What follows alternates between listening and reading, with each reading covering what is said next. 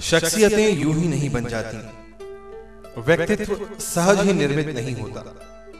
चाहिए होता है कठोर परिश्रम, दृढ़ निश्चय, लगन और एक प्रवृत्ति लगे रहने की, अपने आप को झोंक देने की, ताकि वो सपने पूरे हो सकें जो आपने कभी देखे थे। बियॉन्ड इमेजिनेशन की प्रस्तुति पर्सनालिटीज में आपका स्वागत है। आप मिलने जा रहे हैं एक ऐसे सेल्फ मेड इंसान से जो अपने सपनों, अपने परिश्रम और अपनी आदतों के कारण जिंदगी में आगे बढ़ते रहे और आज इंदिरा गांधी राष्ट्रीय मुक्त विश्वविद्यालय मध्य प्रदेश के क्षेत्रीय निदेशक हैं। हजारों लोगों की भीड़ में आज अपना अलग मुकाम बनाना कोई आसान बात नहीं। श्री के.एस. तिवारी एक व्यक्ति नहीं, व्यक्तित्व है। एक ऐसा व्यक्तित्व जिसकी उपस्थिति मात्र से वातावरण सकारात्मक और ज्ञानमय हो उठता है। आज श्री तिवारी राष्ट्रीय स्तर पर जानी जाने वाली और पहचानी जाने वाली हस्तियों में से एक हैं। उनके जीवन का मूल अर्थ शायद इन पंक्तियों में आ सके। कौन कहता है आसमां में सुराग हो नहीं सकता, जरा पत्थर तो तबीयत से उछालो यारों। किसी काम को करने के पहले एक रणनीति तय होनी चाहिए कि हमें किस तरह इस काम को, इस लक्ष्य को हासिल करना है। उसके लिए बहुत ज़रूरी है कि हम डेडिकेटेड हों, हम परफेक्शनिस्ट हों और हम एक जिद्दी भी हों। मेरा मानना है कि जिद किसी अच्छे काम के लिए एक जिद और सार्थक प्रयास, जिद के साथ अगर सार्थक प्रयास हो तो आगे बढ़ने में बहुत मदद करती है। उसके साथ ही बहुत सारी इंफॉर्मेशंस का जो कलेक्शन है, सूचनाओं की जानकारी है, वो भी बहुत मदद करती है आगे बढ़ने में। और समर्पण भाव भी एक बहुत बड़ा फैक्टर है जिस कारण से मुझे कम से कम आगे बढ़ने में मदद मिली। तो सबसे बड़ी स्ट्रेंथ मैं अपने आप में महसूस करता हूँ वो है किसी काम को लक्ष्य तक पहुँचाने की जिद और उसके लिए जो भी संभव बन पड़े सारे प्रयास।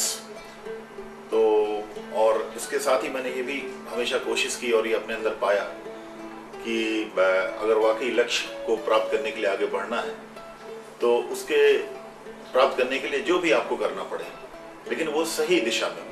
गलत दिशा के प्रयास मैंने कभी नहीं अपनाए, सही दिशा में सार्थक प्रयासों को ही तरजीह दी और उनके सहारे ही आगे बढ़ने में मदद मिली। कठिन परिश्रम, डेडिकेशन और उसके साथ ही समर्पण और निश्चित रूप से इसमें आशीर्वाद भी और शुभकामनाएं भी लोगों कहीं न कहीं काम देती हैं। ये सभी मुझे काफी मदद मिली है। जहाँ तक जीवन में अवसरों की बात है तो मेरा मानना है कि प्रत्येक व्यक्ति को जीवन में अवसर मिलते हैं। सवाल होता है उन अवसरों को कितने खूबसूरती से आप अवेल कर पाते हैं। मुझे भी ऐसे अवसर मिले और मैं शायद उन सभी अवसरों का अवेल नहीं कर पाया या अवेल करने के लिए मैंने अपने आप को तैयार नहीं किया।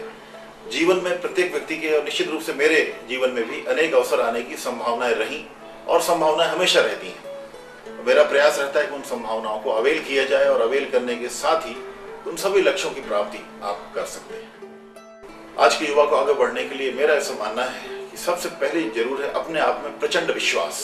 अगर खुद के ऊपर उसको पूरा विश्वास है, आत्मविश्वास है, तो निश्चित रूप से वो आगे बढ़ने में पूरी तरह मदद करता है। उसके साथ ही अपने इर्द गिर्द ऐसी परिस्थितियां पैदा करे जो उसके आगे बढ़ने में सभी तरह से अनुकूल हो। पुस्तकें हमारी सच्ची मित्र होती हैं, यह कहना तो बहुत अच्छा लगता है, किंतु वाकई पुस्तकों को पढ़ना और उनसे वो निचोड़ निकाल लेना जो आपको चाहिए सबसे महत्वपूर्ण होता है। और श्री तिवारी इस काम में माहिर है। परिवार जीवन का सबसे बड़ा व महत्वपूर्ण पहलू होता है। यह पहलू अगर सशक्त हो तो सफलता में 4 चांद लग जाते हैं।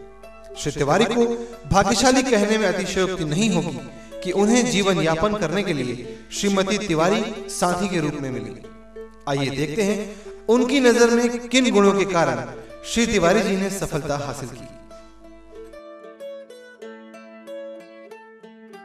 एक खूबी ये सबसे बड़ी है कि ये सबके साथ मिक्स हो जाते हैं, तो वो इनके मिक्सिंग नेचर की वजह से भी इनको हमेशा फ़ायदा मिलता रहा है। और दूसरा कि हमेशा सोचते रहना, स्टडी करना और हर चीज़ को ऑब्जर्व करना। इनका गुस्सा बहुत क्षणिक रहता है, थोड़ी देर, और जो भी गुस्सा रहता है उसमें कुछ ना कुछ फ़ायदे रहते हैं सामने वाले के।